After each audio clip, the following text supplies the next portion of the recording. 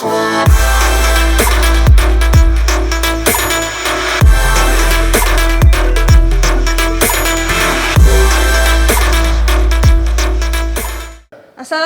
warahmatullahi wabarakatuh. Selamat siang anak-anak. Semoga selalu dalam keadaan sehat walafiat. Tetap semangat untuk mengikuti MPLS hari pertama. Nanti masih ada pembelajaran-pembelajaran yang lebih banyak. Makanya harus tetap semangat. Untuk materi selanjutnya yakni tentang PJJ. PJJ merupakan pembelajaran jarak jauh. Karena pada masa pandemi ini sekolah tidak diperkenankan untuk menjalankan pembelajaran secara langsung atau tatap muka. Di samping saya sudah ada Bapak Nur Ahmad Arofik. Beliau termasuk salah satu guru di SMK Al-Husain Keling. Selamat siang Pak. Selamat siang Bu. Bagaimana keadaannya? Alhamdulillah sehat Bu. Semoga adik-adik di rumah juga sehat selalu dan tetap semangat ya untuk mengikuti MPLS ini. Ini masih hari yang pertama. Ya, karena pembahasan kita tentang PJJ, maka saya akan mengajukan pertanyaan dari salah satu guru di SMK Al-Husain Keling. Kira-kira bagaimana sih Pak PJJ di SMK Al-Husain Keling? Terima kasih Bu. Sebelumnya selamat siang. Assalamualaikum warahmatullahi wabarakatuh. Anak-anak di rumah kelas 10 siswa baru. Semoga selalu dalam keadaan sehat dan selalu bersemangat untuk mengikuti kegiatan MPLS pada hari ini. Sebelum kita membahas tentang PJJ, ada mungkin saya perkenalan dulu nggih. Kita adalah dari SMK Al-Husain Keling. Saya selaku pengajar dari Mapel Matematika. Sebelum kita membahas tentang PJJ, mungkin kenapa sih masih PJJ itu ya Bu ya? Kenapa sih kok PJJ tetap dilaksanakan? Nah, sebetulnya dari sekolah itu pengen tatap muka Bu. Nah, mungkin karena memang keadaan, memang karena kondisi dan mungkin karena situasi pemerintah belum mengizinkan kita bertemu secara langsung dengan anak-anak, baik itu di kelas maupun dalam kegiatan-kegiatan secara langsung. Mungkin PJJ memang sudah familiar Bu dengan anak-anak, karena memang dari SMP, dari MTS pun sudah PJJ, betul ya anak-anak ya? Iya, karena COVID kan sudah hampir 2 tahun ini. Betul, ya Pak ya? hampir 2 tahun ini. Jadi saya kira PJJ itu sudah tidak asing bagi anak-anak kelas 10 ini, siswa baru. Jadi saya yakin kita tidak perlu terlalu jauh Bu menjelaskan tentang PJJ, tetapi yang akan kita bahas mungkin pada kesempatan ini adalah bagaimana sih PJJ di SMK kita, betul ya? Di SMK Al-Husain Keling. Nah, PJJ di SMK kita itu sangat simpel Bu. Kenapa? Kita juga tidak ingin terlalu membebani anak terkait dengan kuota, terkait dengan paketan, karena itu selalu menjadi kendala Bu. PJJ itu menjadi kendala utamanya adalah paketan, HP, dan kuota. Itu selalu yang menjadi disampaikan anak-anak di kelas 11 dan kelas 12. Sebelum membahas lebih jauh tentang PJJ, kira-kira kendala apa yang selama ini Bapak temui ketika menghadapi PJJ ini? Ya, PJJ di SMK kita itu biasanya kita menggunakan media. Yang pertama itu adalah WA Group, itu menjadi media yang utama. Kenapa kok kita menggunakan media WA Group Bu? Karena sangat mudah dan hampir semua siswa itu memiliki WA. Jadi kita adakan WA Group, itu adalah media utama sebagai jembatan. Media yang kedua itu adalah menggunakan Google Classroom. Ya, biasanya kalau di Google Classroom itu ada satu guru misalnya Mapel Matematika punya satu Google Classroom, lalu anak-anak ikut atau masuk di classroom itu.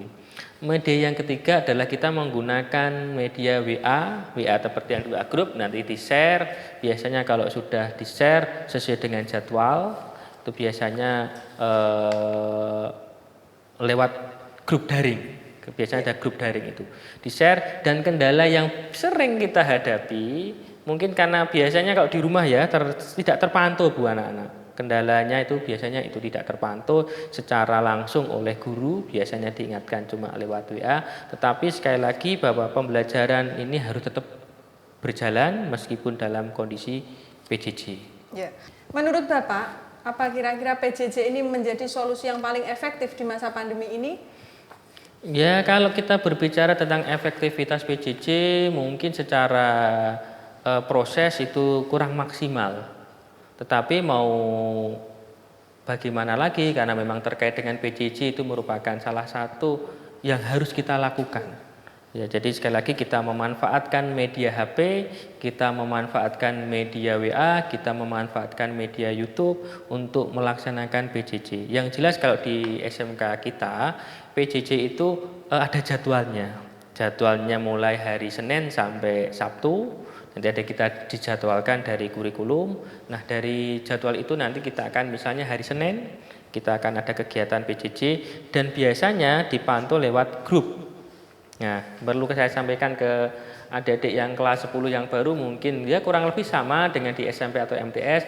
Medianya alat yang digunakan yang jelas itu adalah menggunakan media WA group. Dan yang paling penting itu semangat dan niat. PJJ ini adalah yang paling penting adalah semangat dan niat dari adik-adik semua.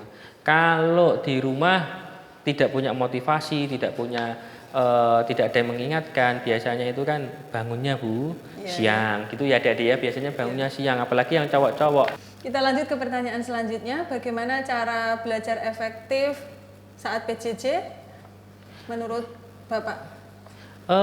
Cara yang paling efektif saat pembelajaran PJJ itu yang pertama adalah dirinya, Bu. Dirinya ya adik-adik ya, betul, dari dirinya. Kalau dirinya itu tidak ada semangat, tidak ada motivasi, apapun yang kita sampaikan tidak akan masuk. Itu yang pertama. Jadi harus dari dirinya sendiri. Itu yang pertama. Yang kedua adalah jika sudah punya semangat, silakan belajar kelompok. Boleh belajar kelompok. Kenapa? Kan dengan belajar kelompok ini dengan teman terdekat itu bisa menyatukan permasalahan untuk dicarikan solusi. Tapi ya ingat, biasanya kalau belajar kelompok itu justru tidak belajar biasanya, malah justru bermain dan sebagainya. Nah, ini yang ya boleh bermain, Bu, tetapi ya prosentasenya dikurangi. Yang selanjutnya selain tadi itu adalah dengan cara rajin membuat catatan. Artinya apa? Biasanya PJJ itu kan anak diminta mencatat sendiri, Bu. Mencatat sendiri, membuat resumen sendiri. Nah, salah satu yang efektif itu adalah semangat untuk membuat catatan. Gitu ya Adik-adik ya, membuat catatan dirinya. Misalnya matematika misalnya adalah IPA misalnya. Kalau memang ada materi dari guru, secara umum biasanya materi itu hanya YouTube, video, mungkin ada modul. Nah, dari video, dari modul itu silahkan buat catatan atau ringkasan. Kenapa? Dengan mencatat, biasanya menurut para ahli itu dengan mencatat itu akan masuk ke otak dan otak itu akan menyimpan apa yang dicatat. Iya, di otak nanti akan merespon ya. Betul. Nah, itu membuat catatan. Terus yang ketiga, yang selanjutnya itu adalah disiplin. Disiplin misalnya gini, kita misalnya jadwal jam 8. Jam 8. Jadwal PJJ itu biasanya kita mulai jam 8 sampai ya biasanya jam 12. Nah, disiplin. Kalau memang jadwalnya jam 8 sudah on, ya bangunnya sebelum jam 8. Ya, bangunnya sebelum jam 8. Jangan sampai jam 8 jadwalnya misalnya sudah dibuka di grup WA. Kok di-share biasanya sama guru masing-masing mapel di-share, ya adik-adik bangunnya harus setengah 8. Misalnya itu sudah siap, sudah ready, sudah ya setidaknya lah bangun sudah siap, menyiapkan materinya, buku tulisnya disiapkan. Jadi sudah secara mental itu sudah siap, siap untuk mengikuti PJJ. Jika dari disiplin belajarnya tidak ada, ya sudah, biasanya ya hilang. Iya, karena memang belajar itu berangkat dari diri siswa masing-masing. Betul. Ya. Untuk pertanyaan selanjutnya, bagi siswa yang tidak memiliki HP, biasanya kan ada temannya yang menyampaikan si A tidak punya HP, Pak. Bagaimana solusinya? Betul. Apakah ada pembelajaran selain daring, ataukah siswa bisa dipanggil untuk ke sekolahan mengambil buku paket dan belajar di rumah atau bagaimana? Ya, gini, ini sangat bagus Bu, terkait dengan misalnya ada temannya yang tidak punya HP, temannya ini bisa menyampaikan. Iya, biasanya ya, seperti betul. itu. Karena memang apa ya, teman itu kan menjadi salah satu mengingatkan. Jangan sampai temannya tidak punya HP malah seneng. Itu jangan, tapi diingatkan Pak, disampaikan Pak ini tidak punya HP. Nah justru itu satu mengingatkan kepada kita, kepada sekolah. Yang kedua itu menjadi pahala adik-adik jika berbuat kebaikan. Jadi mengingatkan sesuatu hal yang kecil atau sepele itu justru bisa membuat berpahala. Nah jika memang disampaikan ke sekolah ini tidak punya HP, nanti kita akan datangi Bu. Datangi artinya apa? Kalau tidak punya HP nanti ada kita home visit. Kita datangi alasannya kenapa dan pasti ada solusi yang tidak memberatkan. Nah, bisa saja nanti kita beri modul, bisa saja nanti kita bisa undang ke sekolah dalam hal ini untuk KBM melalui lab. Kita punya lab Bu, lab kita cukup dan sangat memadai untuk kegiatan-kegiatan online. Jadi salah satu solusinya seperti itu. Tapi ya ingat kalau anak-anak tolong sekali lagi jika ada kendala sampaikan. Kalau tidak disampaikan, kita juga tidak akan memahami, tidak akan mengetahui keadaannya sebenarnya. Pak, kadang malu Pak, tidak perlu malu, ya tidak perlu malu. Ya mungkin karena gengsi. Oh, zaman sekarang kok tidak punya HP. Tidak, jangan seperti itu. Jadi memang kalau ada kendala apapun, baik itu HP, paketan dalam hal PJJ, paketan mungkin atau sinyal, sampaikan. Insya Allah ada solusi bagaimana anak-anak adik-adik kelas 10 yang baru ini bisa menyesuaikan dengan kita.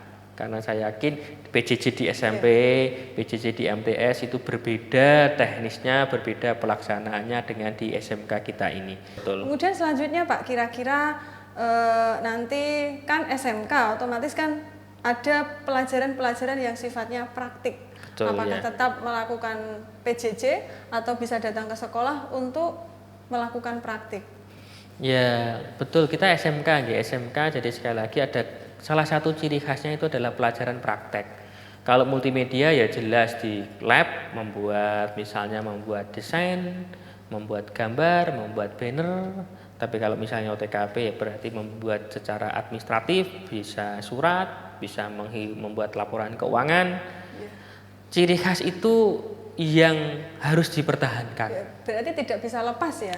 Betul. SMK tetap akan menjalankan pembelajaran yang sifatnya PJJ, bisa juga akan melakukan pembelajaran yang sifatnya tatap muka, meskipun itu nanti harus bergilir, begitu ya Pak? Betul.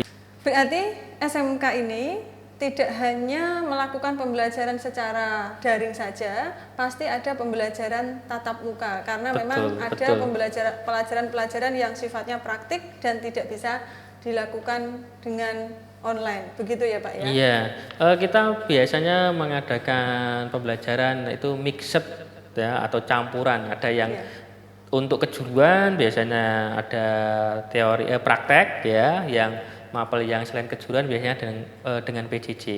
Nah, tetapi perlu diingat meskipun kita praktek, protokol kesehatan itu harus kita jaga.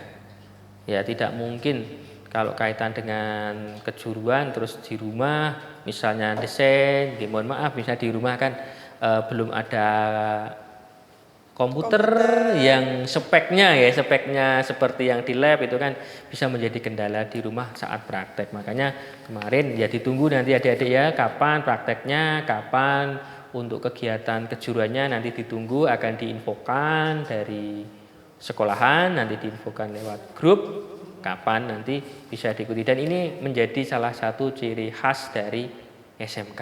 Ya. Selanjutnya Pak, kalau misalnya PJJ, biasanya anak-anak itu mengumpulkan tugas dengan cara video atau dengan cara pengumpulan portofolio atau hanya mengumpulkan tugas lewat foto WA saja. Bagaimana? Ya, pengumpulan tugasnya itu beragam ya, di SMK itu beragam. Tergantung dari masing-masing guru, tergantung dari masing-masing mapel. Kalau misalnya pertimbangan guru, misalnya kok tugas ini cukup dengan foto ya kadang ada yang guru misalnya tugas ini harus dikumpulkan dengan bukunya sekaligus mengumpulkan catatan juga ada. Nah macam-macam sekali dalam pengumpulan tugas, tetapi pada intinya adalah tugas itu adalah untuk merangsang adik-adik, merangsang anak-anak kelas 10 ini, merangsang bagaimana cara belajar, bagaimana menumbuhkan semangat, menumbuhkan ilmu di dalam dirinya. Jadi ini kembali lagi tugas itu dalam hal mengumpulkan beragam. Ya. Tergantung masing-masing gurunya. Ada intinya, tugas yang dikumpulkan nanti ada berupa video, berupa portofolio, berupa foto, Iya, begitu betul ya Pak ya, ya. ya. Sesuai dengan masing-masing guru. Ya. Sebelum pembelajaran ini diakhiri, kira-kira ada pesan yang ingin disampaikan oleh Pak Rofek? Sebelum kita berakhir untuk materi ini, mungkin pesan yang kita sampaikan adalah PJJ itu adalah suatu keharusan untuk saat ini ya adik-adik. Mau tidak mau PJJ itu harus kita laksanakan. PJJ itu harus terlaksana. Kenapa? Karena memang saat ini pandemi dan situasi yang masih dalam tanda petik mungkin Jepara ini masih zona merah, jadi harus kita laksanakan. Yang kedua, saat PJJ sekali lagi semangat dari dirinya ini yang harus tumbuh. Iya. Ya, semangat yang dari dirinya. Tidak mungkin kalau PJJ jalan tanpa ada semangat. Kenapa kok saya katakan seperti itu? Antara guru dengan siswa kan berjarak. Gurunya di sekolahan, muridnya di rumah. Nah, kalau muridnya ini tidak ada semangat, bagaimana mentransfer dari sekolahan, dari guru ke murid? Nah, itu yang kedua. Yang ketiga, jika ada kendala, saya yakin semua ada kendala ya, baik itu dari HP, dari paketan, dari sinyal. Mungkin ada rumahnya yang jauh, mungkin ada di dalam atau di pelosok misalnya. Itu sinyalnya kurang bagus, apalagi kartunya misalnya yang tidak stabil katanya seperti itu. Nah, disampaikan. Kalau disampaikan, saya yakin guru itu pasti ada solusi dan ada kebijaksanaan. Tapi jika tidak disampaikan, ya guru tidak tahu. Ya kan? Jadi sekali lagi bahwa tolong adik-adik yang di rumah jika ada kendala segera disampaikan. Yang selanjutnya adalah terkait dengan praktek. Ditunggu prakteknya, jadwalnya praktek. Nanti akan kita share segera jadwalnya, misalnya kapan, ditunggu di WA Group. Dan juga untuk jadwal-jadwal PJJ ditunggu. Setelah kegiatan MPLS kita selesai, nanti akan ada pembagian kelas, pembagian jadwal. Nah, nanti kalian bisa melihat di situ. Terus sebagai penutup, tetap semangat dan berdoa ya, tetap semangat dan berdoa. Semoga kita bisa mengakhiri kegiatan PJJ pada tahun ini dengan segera. Harapan kita itu enaknya tatap muka secara langsung gitu ya adik-adik ya. Ya, terima kasih Pak Nur Ahmad Arofek SPD. Pada intinya tahun ini tetap melakukan pembelajaran PJJ. Ya, sampai ada edaran terbaru. Ya, sampai ada edaran terbaru. Pembelajaran PJJ bisa dilakukan dengan cara belajar kelompok, kemudian nanti akan ada link lewat WA yang di-share guru masing-masing, dan ada beberapa tugas yang dikumpulkan pada saat PJJ, ada video, ada foto, ada portofolio.